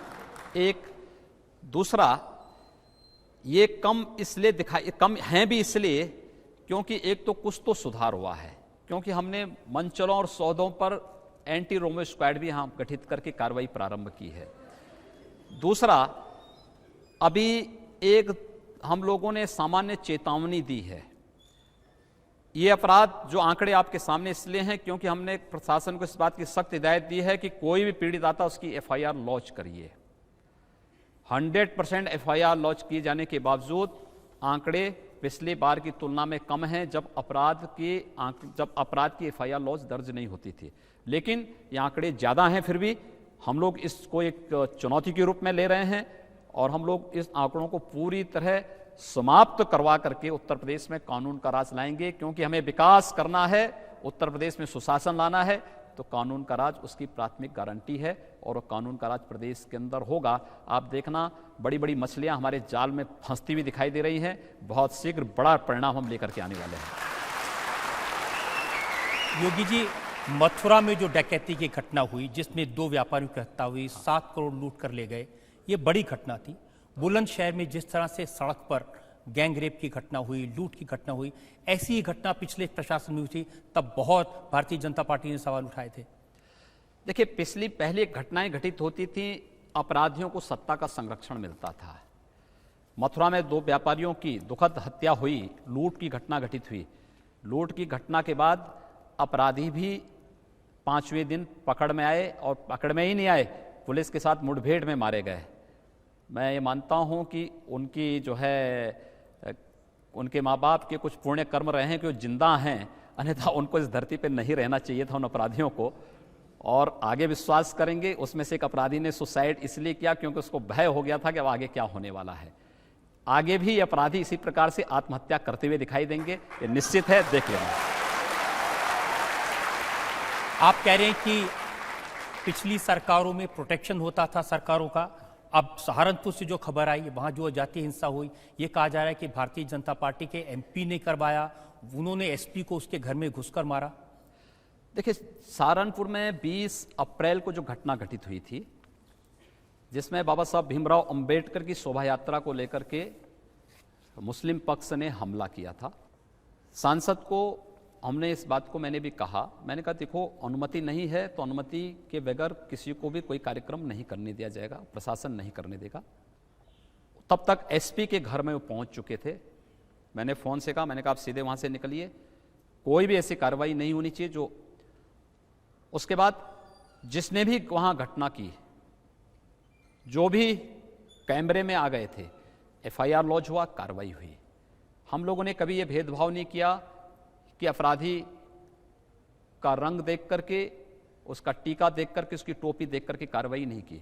अपराधी अपराधी है, जो गलत करेगा, कानून के साथ खिलवाड़ करेगा, कानून उस पर फिर अपना कार्रवाई प्रारंभ करेगा, और हम लोगों ने हर जगह किया। लेकिन वह एक दुर्घटना थी, एक आक्रोश था। दलित समुदाय के द्वारा निकाले जाने वाली शोभा यात्रा को जिस तरीके से रोका गया था, उनकी गलती थी कि उन्होंने परमिशन नहीं ली। मैंने कहा परमिशन लेकर के निकालिए, प्रशासन उसको प्रोटेक्ट करेगा, लेकिन बिना परमिशन के किसी को भी नहीं निकालने दिया जाएगा। और ये कार्रवाई आगे भी हम लोग रखेंगे। अब ये नहीं होगा कि आप एक पक्ष को तो कहेंगे कि तुम डीजे मत बजाओ और दूसरे पक्ष को खुली छूट देंगे, ये चीजें नहीं हो सकती हैं, एक तुष्टीकरण नहीं होगा। योगी जी, जो अखबारों में छप रहा है, जो टीवी चैनल पर दिखाई दे रहा है, उसमें ऐसा लग रहा है कि अपनों से ज्यादा आफत है। गोरखपुर के विधायक डॉक्टर राधा मोहन दास, उनके बारे में हेडलाइन है, फेसबुक पर छलका आईपीएस चारू का दर्द, एक आईपीएस अफसर को रोना पड़ा। आगरा में विश्व हिंदू परिषद बजरंग दल के कार्यकर्ताओं का पुलिस पर हमला। भाजपा विधायक का ऑडियो वायरल, सीओ को धमकी। बरेली में बीजेपी के एमएलए की गुंडागर्दी, टैक्स मांगने पर थप्पड़ मारा। मुजफ्फरनगर में बीजेपी विधायक गौहत्या करने वालों के हाथ पैर तोड़ दूंगा, ये कहा। मेरठ में बीजेपी के नेता ने पुलिस पर दबंगई दिखाई। रायबरेली में भाजपा विधायक की दरोगा को धमकी, का चालान काटा तो तुम्हारा चालान कर देंगे। मवाना में भाजपा विधायक ने एसडीओ को हड़काया। बस्ती में योगी जी के नाम पर धमकी दी। बरेली में भाजपा विधायक ने बैंक मैनेजर को, अब मैं पढ़ता जाऊंगा, बहुत लंबी फहरिस्त है। देखिए, भारतीय जनता पार्टी ने कभी भी अपराध को संरक्षण नहीं दिया है और न देगी। राष्ट्रीय अध्यक्ष जी के बयान आपने बराबर सुने होंगे, देखे होंगे। आपके तमाम कार्यक्रमों में राष्ट्रीय अध्यक्ष जी आए हैं, उन्होंने स्पष्ट इस बारे में कह दिया है, और हम लोगों ने भी सभी को स्पष्ट कर दिया है, अपराधी कोई भी होगा हम सख्त कार्रवाई करेंगे। लेकिन सत्ता है, थोड़ा बहुत भी आप श्वास नहीं लेने देंगे भारतीय जनता पार्टी के सांसद और विधायकों को, तो उसको भी मैं किस रूप में देखूंगा। लेकिन फिर भी हम कह रहे हैं कि कानून को हाथ में नहीं लेने देंगे और कानून के अनुसार ही प्रदेश चलेगा, किसी व्यक्ति के कहने पर नहीं, और न किसी ऐसे व्यक्ति के दबाव में कोई प्रशासन कार्य करे। मुझे लगता है प्रशासन को इस बात की सख्त हिदायत है कि फ्री हैंड काम करें, निष्पक्ष काम करें, बिना किसी भय के आप कार्य करें, हमें रिजल्ट चाहिए। अब इतना कहने के बाद भी अगर वो रिजल्ट नहीं दे सकता अपनी गलतियों के लिए, आप अनुमान कर सकते हैं जो व्यक्ति किसी विधायक का फोन टेप कर रहा है उसकी मानसिकता अनुमान कर सकते हैं वो मानसिकता क्या है। लेकिन योगी जी बहुत सारे दूसरा, हमें विरासत में एक और चीज मिली। आप ताज्जुब करेंगे, प्रदेश में शराब के जितने ठेके हैं ना, जितने विवाद हुए हैं, ये सब भी कारस्तानी अखिलेश सरकार की है। उन्होंने 2018 मार्च 2018 तक के शराब के सभी ठेकों की नीलामी कर दी पहले ही, और सुप्रीम कोर्ट ने जब उस पर रोक लगाई कि हाईवे की सभी शराब की दुकानों को बंद करो, तो उन्होंने बड़ी चालाकी के साथ उन सबको इस बात का एग्रीमेंट कर दिया कि तुम हाईवे से 500 मीटर बस्ती में खोल दो। अब बस्तियों के अंदर जितनी शराब की दुकानें खोली गईं, पूर्व सरकार ने खोली, हम लोगों ने बाद में उस पर रोक लगाने के लिए कहा। जब जगह जगह तोड़फोड़ की बातें आई, मैंने प्रशासन को बुलाया, मैंने कहा ये तोड़फोड़ क्यों हो रही है, कैसे तोड़फोड़ हो रही है? कहा साहब शराब की दुकानें। मैं कहा शराब की दुकानें तो पहले से चली आ रही होंगी। कहा नहीं साहब इस प्रकार का। हमने कहा भी क्या अखिलेश यादव को इस बात का उनके पास अधिकार था कि वह जब सत्ता में नहीं थे या सत्ता में उनको नहीं रहना है तो वह पहले ही एडवांस में 2 साल का शराब का ठेका दे दे, लेकिन तब भी उन्होंने दिया है। और किस तरीके से प्रदेश के खजाने को इन्होंने लूट का एक जरिया बना दिया, अगर इसके बारे में बताऊंगा तो मुझे लगता है बड़ा समय आपका भी यहाँ पे खराब होगा और अनावश्यक माहौल भी खराब होगा। लेकिन यह तय है कि जिस शराब सिंडिकेट को सपा बसपा ने पाला था वो पूरी तरह ध्वस्त होगा। प्रदेश में प्रदेश सरकार नई आबकारी नीति लेके आने वाली है। हम लोग ये तय कर चुके हैं, शराब की दुकान किसी भी बस्ती के बीच में नहीं होगा, किसी भी धर्मस्थल, किसी भी शैक्षणिक संस्था, किसी चिकित्सालय और सार्वजनिक स्थान के 500 मीटर के अंदर हम लोग शराब की दुकानें नहीं खोलने देंगे, और इसको हम बड़ी कड़ाई के साथ लागू करने वाले हैं। गोरखपुर की घटना भी अवैध शराब की दुकान को लेकर के ही था, इलीगल तरीके से खोली गई थी, उसको रोकने के लिए कहा गया। सभी को पहले से इस बारे में कह दिया गया और प्रशासन को इस बात का संज्ञान लेना लेकिन योगी चाहिए। उन लोग का क्या करेंगे जो योगी आदित्यनाथ का नाम लेके, जो आपकी तरह बाल मुंडवा के भगवा पहन के गुंडागर्दी करते हैं आपके नाम पर? देखिए, मेरे नाम पर कोई गुंडागर्दी नहीं कर सकता है। हर एक को मालूम है कि मैं जब सांसद था तब भी मैं फोन नहीं करता था किसी अधिकारी को फालतू की, और सबको मालूम है। और अगर कर रहा है तो प्रशासन को उसको बुला करके सीधे अंदर बंद करवा देना चाहिए। लेकिन ऐसी बहुत सारी खबरें मैंने छपी कहा हैं। ना, मैं क्या कह रहा हूं, सबको इसकी बात की हम लोगों ने पहले इस बात को दे दिया है। मेरे नाम से कोई फोन अगर करता है तो उसके खिलाफ कार्रवाई आप करिए, बेझिझक करिए। नहीं, लेकिन ये भगवा एक दूसरा, ये कल की मैं आपको बात बताऊं, एक बड़ी शानदार घटना कल घटित हुई। वो थी, कल मेरे पास समाजवादी पार्टी के एक पूर्व विधायक आ गए। उन्होंने मुझसे कहा, उन्होंने कहा साहब जो है आज हमारी एक बैठक थी, उस बैठक से मैं आया हूं, आपको एक बात बता रहा हूं। प्रदेश के अंदर जो अपराध हो रहे हैं, जो ये नकाब लगा करके गोलियां चलाई जा रही हैं, जो जगह जगह छुरेबाजी होने की घटना हो रही है, दुष्कर्म की घटना घटित हो रही है, इसमें कुछ हम लोगों से जुड़े हुए लोग हैं और गमछा डाल करके कर रहे हैं। इस गमछे को आप किसी प्रकार से रोक लगाते। मैंने कहा घबराइए मत, हम उन्हीं को गिरफ्त में लेने की तैयारी कर रहे हैं और वे सारे चेहरे एक्सपोज होने वाले हैं बहुत जल्दी। ये वास्तविकता है, इस सच्चाई को आप देख लीजिए। और मैं कह सकता हूं कि जो लोग हर तरीके से फेल हो चुके हैं, फ्लॉप हो चुके हैं, जिनके लिए अब कोई स्पेस नहीं बचा है, अब वे प्रदेश की कानून व्यवस्था को चुनौती देने का कार्य कर रहे हैं। लेकिन हम लोग भी इस चुनौती को स्वीकार कर रहे हैं और मैंने भी इस बात को कह दिया है कि हमने बातचीत से सबको समझा दिया है। अब जो बात से नहीं मानेगा वो दूसरे तरीके से जरूर मान जाएगा और दूसरा तरीका हम लोग अपना रहे हैं। आप तो पहले भी कहते रहे कि लातों के भूत बातों से नहीं मानते। हाँ, कह दिया ना, उसको अपनाने का समय आ गया है। लेकिन एक जो रोमियो हैं उनको आपने भूत बनाने का काम किया है, उसको लेकर के बहुत सारी शिकायतें हैं। बहुत सारे लोग ये कहते हैं कि लड़के लड़कियां अगर सड़क पर घूम रहे होते हैं, कोई चाचा भतीजी भी होते हैं या दोस्त होते हैं, उनको भी परेशान करते हैं। झांसी की घटना है 22 मार्च की, लड़के लड़कियों से उठक बैठक लगवाई पुलिस ने। कानपुर में 28 मार्च को दवा लेने निकले चाचा और भतीजी, उनको पकड़ लिया। लूकरगंज में 18 अप्रैल को पुलिस ने युवक को गर्लफ्रेंड के साथ पकड़ा, 3 घंटे बिठाया, पैसे लिए फिर छोड़ दिया। ताजमहल के पास एएसआई ने शिकायत की, टूरिस्ट को रोमियो स्क्वाड ने पकड़ लिया। गाजियाबाद में स्वामी जयंती पार्क वो कहते हैं अब खाली पड़ा है, यहाँ कोई आता नहीं है क्योंकि डर है कहीं ये रोमियो स्क्वाड ना आ जाए। देखिए, एंटी रोमियो स्क्वाड गठित होने के तत्काल बाद प्रदेश सरकार ने एक एडवाइजरी भी जारी की है, कुछ नियम भी जारी कर दिए थे, और इस बात को स्पष्ट, मैंने भी इस बात को कहा कि अगर एक लड़का एक लड़की, हो सकता है दोनों भाई बहन भी हो सकते हैं, दोस्त भी हो सकते हैं, कुछ भी आपसी रिश्तेदार हो सकते हैं, उनको कोई छेड़ेगा नहीं। और जहां पे छेड़ा गया, इस प्रकार की शिकायतें आई, वहां पर उन लोगों के खिलाफ कार्रवाई हुई जिन अधिकारियों ने इस घटना को वहां पर अंजाम दिया है। चुनाव के दौरान हम लोगों के पास सर्वाधिक शिकायतें इस बात की आती थीं। हम लोग जाते थे चुनाव प्रचार के दौरान, किसी घर में चले गए, परिवार की गृहिणी सबसे ज्यादा हम लोगों को इस बात की शिकायत करती थी कि हम लोग अपनी बेटियों को स्कूल नहीं भेज पा रहे हैं, खराब स्थिति है।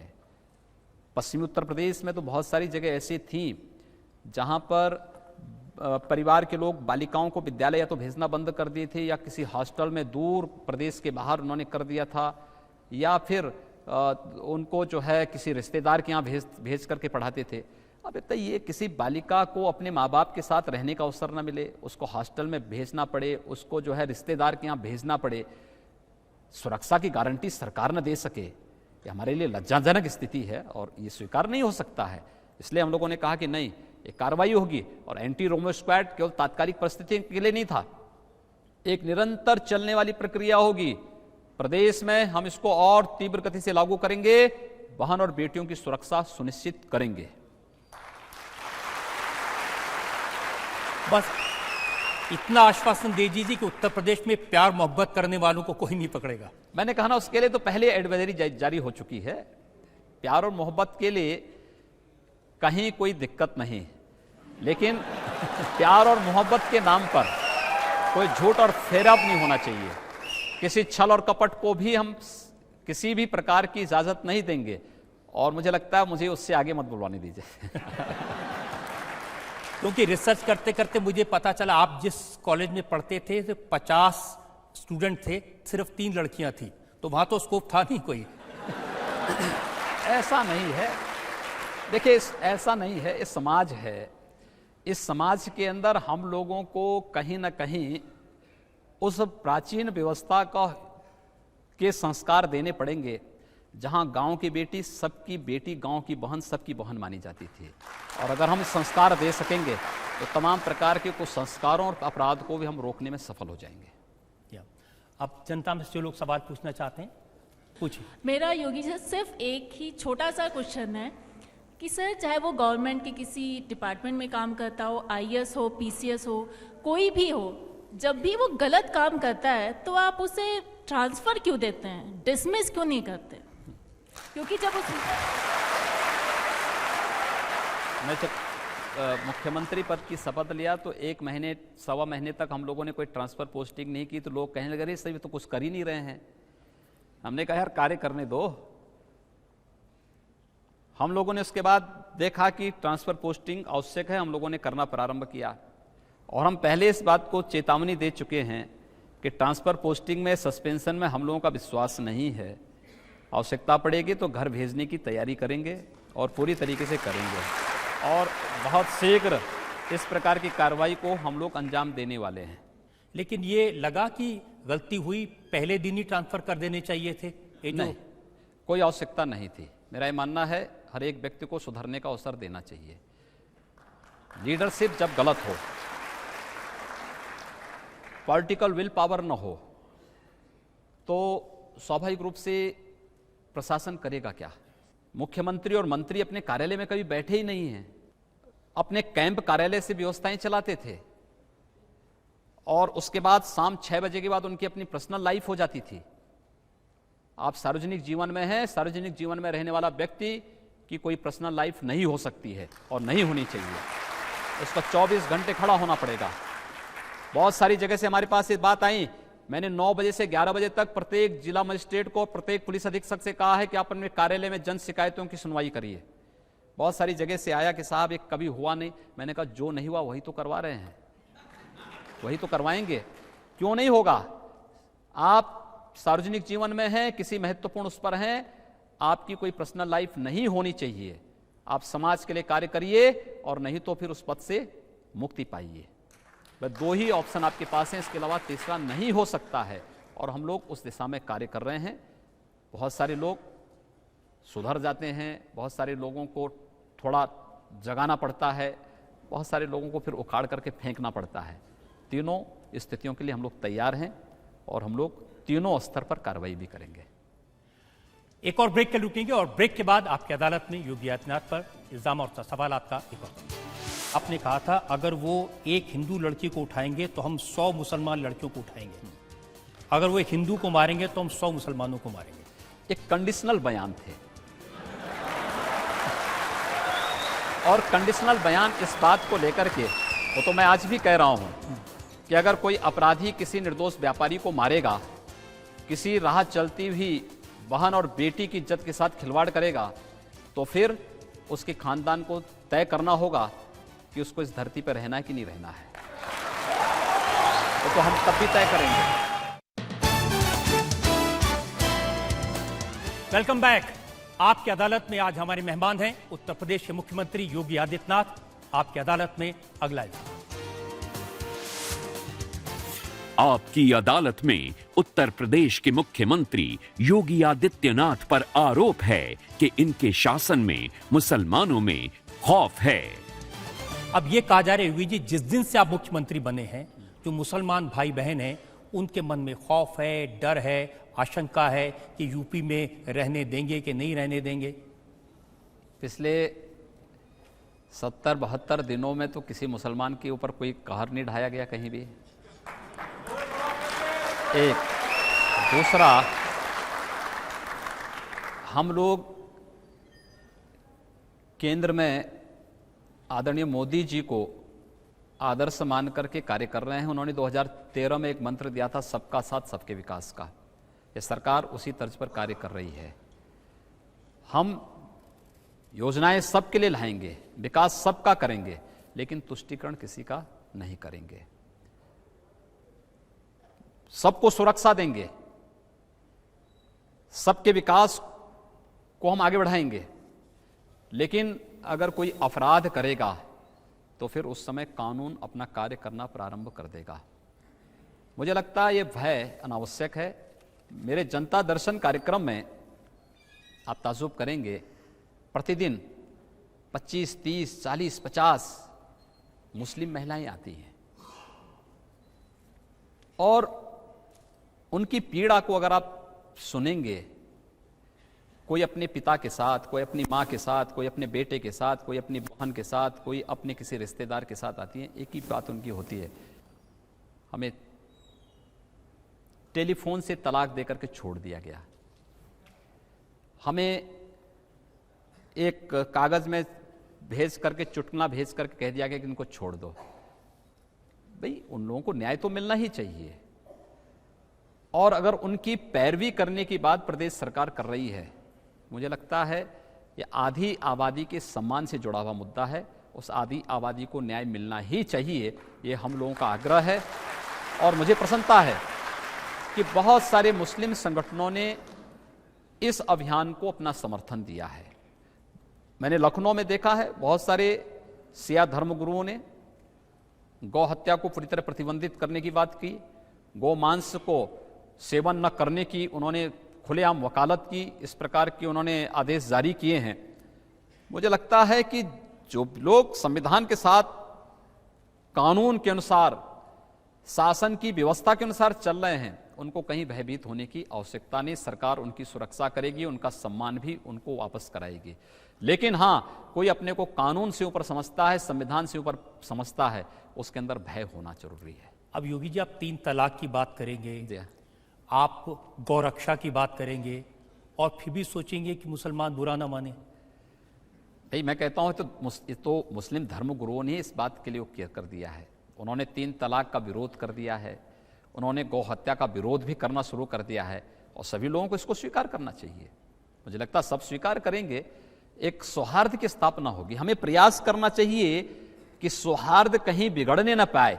इसके लिए दोनों पक्षों को कहीं ना कहीं अपने कुछ निहित स्वार्थों की तिलांजलि देनी होगी, और अगर इस दिशा में एक बेहतर प्रयास हो सकेगा तो मुझे लगता है कि आज़ादी के बाद का एक सबसे बड़ा रिफॉर्म होगा, जिसमें हम लोग समाज में सौहार्द स्थापना करने की एक पहल कर सकेंगे।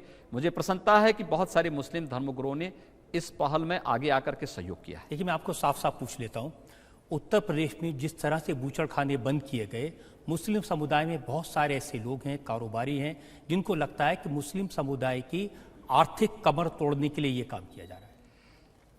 देखिए, उत्तर प्रदेश सरकार ने कोई आदेश जारी नहीं किया है। एनजीटी और सुप्रीम कोर्ट ने इस संबंध में पहले से ही कुछ आदेश जारी किए थे, कुछ डायरेक्शन जारी किए थे। हम लोगों ने तो प्रशासन से कहा कि भाई देखो, ये जो आदेश हैं आप इसको लागू करवाइए। कुछ लोग आनाकानी करने का प्रयास कर रहे थे, हमने कहा भी कुछ नहीं, अगर न्यायालय ने कह दिया है तो इसमें फिर इफ वर्ड का प्रश्न ही नहीं उठता। आप इसको लागू करिए। 24 घंटे के अंदर सब कुछ लागू हुआ। मेरे पास तमाम लोग आए थे, इस पेशे से जुड़े हुए लोग आए थे, उसमें दोनों प्रकार के लोग थे। लोगों ने कहा साहब, मैंने कहा यार बताओ कि आखिर हमारा आदेश कहां पे है। ये तो एनजीटी और सुप्रीम कोर्ट ने कहा है, सुप्रीम कोर्ट के आदेश का हम पालन कर रहे हैं। अगर हम पालन न करें तो हमारे सारे अधिकारी जेल चले जाएंगे। तो क्या हम अधिकारियों को जेल भिजवाएं अपना? हम अधिकारियों को जेल नहीं जाने देंगे, लेकिन कानून के अनुसार प्रदेश को चलाएंगे भी। अब पिछली सरकार भी तो चुपचाप बैठी थी इस कानून के ऊपर। पिछली सरकार में इस सरकार में यही अंतर है कि पिछली सरकार में प्रशासन, अधिकारी, chief secretary, principal secretary, director, special secretary को घंटों कोर्ट में खड़ा होना पड़ता था, अपमानित होना पड़ता था। इस सरकार में ऐसी कोई नौबत नहीं आई है और आगे भी नहीं आएगी। कतई नहीं आने देंगे हम लोग इस प्रकार की नौबत। न्यायालय का कोई आदेश है, न्यायालय का सम्मान होगा, लेकिन अनावश्यक रूप से हमारे अधिकारी कोर्ट के कटघरे में खड़े होने के लिए नहीं जाएंगे।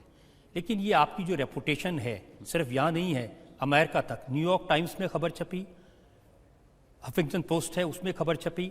उन्होंने लिखा कि योगी आदित्यनाथ का मुख्यमंत्री बनने का मतलब है भारतीय जनता पार्टी हिंदू वोट का कंसोलिडेशन करना चाहती है। मैं नहीं समझ पा रहा हूं कि हिंदू तो दुनिया का सबसे उदार मनुष्य है। दुनिया के अंदर कोई ऐसा व्यक्तित्व बताइए कि जिसने इतनी उदारता के साथ दुनिया के किसी मत, किसी मजहब या किसी सेक्ट को अपने यहां सम्मान दिया हो, फलने फूलने का अवसर दिया हो। फिर हिंदू से इतनी चिढ़ क्यों? और मुझे गर्व है कि मैं हिंदू हूं, लेकिन एक हिंदू होने के नाते मुझे अपने उन दायित्वों का भी निर्वहन करना है कि प्रदेश में हर व्यक्ति का विकास और प्रत्येक 22 करोड़ जनता की सुरक्षा का दायित्व भी मेरे ऊपर है। मुझे ये करना है। हमारा मंत्रिपरिषद और इस मंत्रिमंडल से जुड़ा प्रत्येक सदस्य उसके लिए पूरी तरह प्रतिबद्ध होकर के कार्य करेगा। उन्होंने आपके पुराने बयानों का जिक्र किया है। उन्होंने लिखा है कि आपने कहा था अगर वो एक हिंदू लड़की को उठाएंगे तो हम 100 मुसलमान लड़कियों को उठाएंगे, अगर वो एक हिंदू को मारेंगे तो हम 100 मुसलमानों को मारेंगे।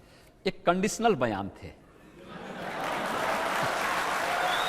और कंडीशनल बयान इस बात को लेकर के, वो तो मैं आज भी कह रहा हूं कि अगर कोई अपराधी किसी निर्दोष व्यापारी को मारेगा, किसी राह चलती हुई बहन और बेटी की इज्जत के साथ खिलवाड़ करेगा, तो फिर उसके खानदान को तय करना होगा कि उसको इस धरती पर रहना है कि नहीं रहना है।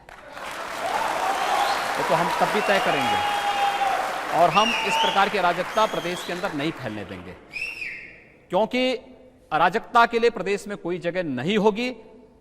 हमने चेतावनी देख करके बहुत कर लिया है, अब आगे एक्शन की तैयारी हो रही है। बृहद स्तर पर कार्रवाई होगी। गुंडे अपराधी या तो जेल के अंदर होंगे या प्रदेश से बाहर होंगे या अन्यत्र कहीं होंगे, लेकिन हम लोग उनको सड़कों पर खुलेआम अराजकता और जंगल राज की स्थिति पैदा करने की छूट नहीं देंगे। ये बयान पिछले बयानों के ही साथ जुड़े हुए बयान है। योगी जी, आपके बहुत सारे लेख हैं जो उद्धृत किए गए हैं। अब एक का टाइटल है खतरे में हिंदू, दूसरे का टाइटल है सावधान ये इस्लामी आतंक है, आतंक का गढ़ आजमगढ़, और फिर लिखा है कि लातों के भूत बातों से नहीं मानते। ये सब कहीं ना कहीं भाई, ये तो एक तो पाकिस्तान से जुड़ा होगा, हाँ, लातों पाकिस्तान के जुड़ा है। पाकिस्तान के बारे में क्या बोलो। आजमगढ़ की स्थिति आपने देखा होगा कि 2008 में मुझ पर स्वयं वहाँ हमला हुआ था और हमले की पूरी जानकारी तत्कालीन प्रशासन को थी। पूरे रिकॉर्ड उनके पास हैं कि हमला कहाँ से संचालित हो रहा है, कौन लोग मुझ पे कहाँ हमला करने वाले हैं। यानी अगर मुझे आजमगढ़ के पहले मेरे एक कार्यकर्ता के द्वारा हल्की सूचना नहीं दी गई होती कि देखिए आगे कुछ होने जा रहा है, हमें इस बात की आशंका है, क्योंकि इसमें कुछ एक आध पुलिस वालों के नाम भी सामने आए थे, तो मुझे लगता है कि मैं इस धरती पे ही नहीं रहता। मैंने अपनी गाड़ी ही बदल दी और मैंने उसमें अपने 2-3 सतर्क कार्यकर्ताओं को रखा कि भाई देखो हमला होगा, गाड़ी की चिंता मत करना, तुम लोग पहले निकल करके बाहर भागना। 11वें नंबर गाड़ी में मैं था। मैं अपनी गाड़ी गेस्ट हाउस में ले गया, 3रे नंबर पर मैं चला गया। बाकी मैंने सब कुछ ऐसे रहने दिया। 10, 11 और 12 इन 3 गाड़ियों को निशाना बना करके इतनी उसके साथ उनको बिल्कुल वो कर दिया गया था, तो कार्यकर्ताओं को पहले से सावधान कर दिया गया था, तुरंत निकल करके बाहर हो गए, बचाव कर लिया उन्होंने। ये जो स्थितियां थी, देश एक समय, आपको लगता नहीं कि देश के अंदर जितनी भी आतंकी घटनाएं घटित होती थी उन सब के सूत्र कहीं ना कहीं आजमगढ़ से जुड़ते जा रहे थे। रोका गया, रोकेंगे, हम प्रदेश के अंदर कहीं भी ऐसी स्थिति नहीं आने देंगे, और अगर कोई इस प्रकार की घटनाओं को, जो समाज विरोधी हो, जो राष्ट्र विरोधी हो, इस घटनाओं को अंजाम देने का प्रयास करेगा, प्रश्रय देगा, तो सख्ती के साथ ऐसे तत्वों को कुचलने का कार्य भी हम लोग करेंगे। इसमें किसी प्रकार का हम लोगों को कोई संकोच नहीं होगा। देखिए, मैं आपको याद दिलाता हूं आपने क्या लिखा था। आपने लिखा, आज आजमगढ़ इस्लामी आतंकवाद का गढ़ बन गया है। देश दुनिया में आतंकवाद की कोई घटना, इसके सूत्र प्रत्यक्ष अप्रत्यक्ष रूप से आजमगढ़ से जुड़े होते हैं। न हो यह असंभव है। यह आतंक इस्लाम के नाम पर है, इसलिए इस्लामी आतंकवाद है। ये तो दुनिया कह रही है, ये मैं थोड़े कह रहा हूं। दुनिया इस बात को स्वीकार कर रही है और मुझे प्रसन्नता है कि आजमगढ़ ने काफी सुधार किया। अन्यथा हर मामले में बटला हाउस कांड आजमगढ़ से जुड़ता था। देश के अंदर कहीं कोई घटना विस्फोट होता था, उसमें सूत्र वहां से जुड़ते थे और उसी में तमाम इस देश के सेकुलरिस्ट वहां जाकर के ऐसे तत्वों को प्रश्रय भी देते थे। तो ये जो स्थितियां थी, देखिए, आखिर रावण को मारने के लिए भगवान राम को धनुष बाण उठाना ही पड़ा और कंस को मारने के लिए कृष्ण को सुदर्शन उठाना ही पड़ा। अगर शांति से ही सारी चीजें हो जाती, ये मैं भी जानता हूं कि मैं चेतावनी दे रहा हूं, तब भी बहुत सारे अपराधी ऐसे होंगे जो सुधरेंगे नहीं। उनको ठीक करने के लिए हमें सख्त कदम उठाने तो पड़ेंगे ही, और मैं इस बात को जानता हूं और अंततः उसी निष्कर्ष पर हम लोग पहुंचेंगे और ये होगा। लेकिन आपकी इमेज ऐसी बनी है क्योंकि आप ऐसी बातें कहते रहे। अब देखिए, आपने लिखा, देश का एक वर्ग ऐसा भी है जो आतंकवाद के साथ इस्लाम शब्द जोड़े जाने का विरोध करता है, पर क्या उन्हें यह नहीं मालूम कि केवल भारत ही नहीं, पूरी दुनिया में इस्लाम और अल्लाह के नाम पर मौतों की संख्या क्यों बढ़ती जा रही है? क्यों रोज रोज निरपराध हिंदुओं की हत्या होती है? आप चले जाइए ना, अफगानिस्तान से लेकर के सूडान तक और पूरे उस क्षेत्र को आप देख लीजिए, ISIS के नाम पे क्या हो रहा है। क्यों नहीं उसको कंडेम किया जाता है? क्यों इस प्रकार की स्थितियों को इस देश के अंदर और पूरी दुनिया के मौलवी इसके खिलाफ एक फतवा जारी करके लोगों को इसके प्रति जागरूक करते हैं? मुझे लगता है जिस दिन जागरूक कर देंगे, एक बड़ी आबादी तबाह होने से बच जाएगी। जो लोग ये मानते हैं कि हम दुनिया को नष्ट करके स्वयं जीवित रह पाएंगे, उनकी गलतफहमी है। दुनिया को खत्म नहीं कर पाएंगे, स्वयं खत्म हो जाएंगे। देखिए, ये आपका लेख है, जब भारत का राष्ट्रत्व जगेगा, भारत माता सिंघनी की तरह दहाड़ उठेंगी, तब जागृत हिंदू महाकाली की तरह आतंकवादियों के नरमुंडों की माला पहनकर अपनी रक्तिम लपलपाती जिह्वा से आतंक के पर्याय नर पिशाचों का रक्तपान करेगा। तब अफगानिस्तान और पाकिस्तान पे फिर से भगवा लहराएगा।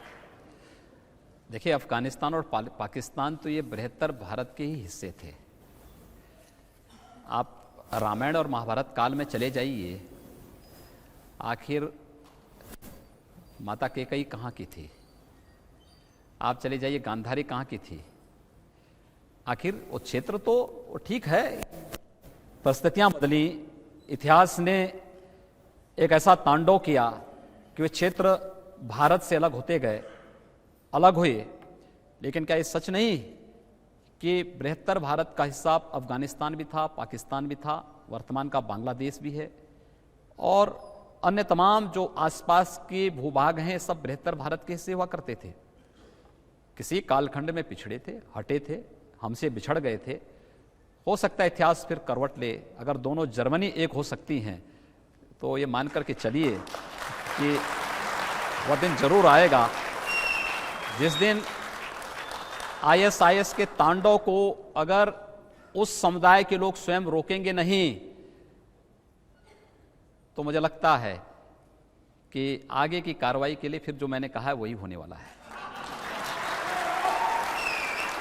अब फाइनल राउंड है हमारे पास में और अब 2-4 सवाल हम ले सकते हैं। ये मेरा सवाल नहीं, ये मेरी बेटी का एक वाकया है, मैं बताना चाह रहा हूँ योगी जी को। मेरी बेटी सऊदीया गई थी मेरे साथ ज़ियारत पे, तो वहाँ पे कुछ पाकिस्तानी थे, कुछ यूपी के बहुत से लोग थे। तो वो बोलने लगे अब तो यूपी सरकार में योगी आ गए हैं, तुम लोग का क्या हाल चल रहा है।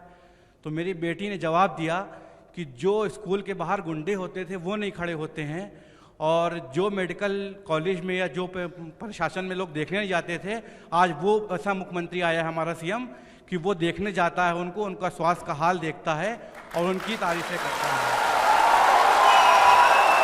और ये बेटी मेरी सिर्फ 6 साल की है।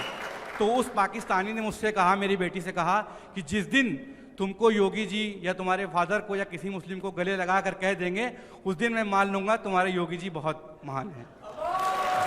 तो योगी जी को मैं गले लगाना चाहता हूं। देखिए, मैं आपको प्रदेश सरकार की आपको तरफ उस से पाकिस्तानी को जवाब देना है जरूर। मैं ये कह रहा हूं ना, मैं आपको धन्यवाद दूंगा कि आपने प्रदेश सरकार के इन कार्यों को देखा है, महसूस किया है, और आपकी पुत्री को भी मैंने इसी बात को कहा था। हम एक ऐसी कार्य संस्कृति को जन्म देना चाहते हैं जहां गांव की बेटी सबकी बेटी, गांव की बहन सबकी बहन, और वह कार्य संस्कृति सबके लिए है, किसी जाति के लिए नहीं, किसी मत और मजहब के लिए नहीं।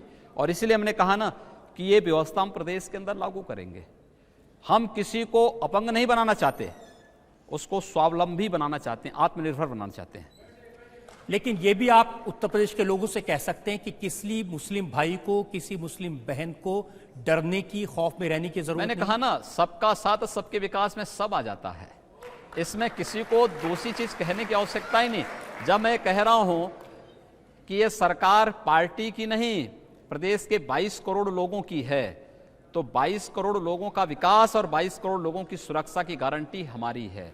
हाँ, बशर्ते उस 22 करोड़ में कोई व्यक्ति अपने को कानून से ऊपर और संविधान से ऊपर न समझ रहा हो। बहुत बहुत धन्यवाद आपका योगी जी, बहुत बहुत धन्यवाद आपका। आपकी अदालत का ये मुकदमा यहीं खत्म करते हैं। अगले हफ्ते आपसे मुलाकात होगी एक नई शख्सियत के साथ।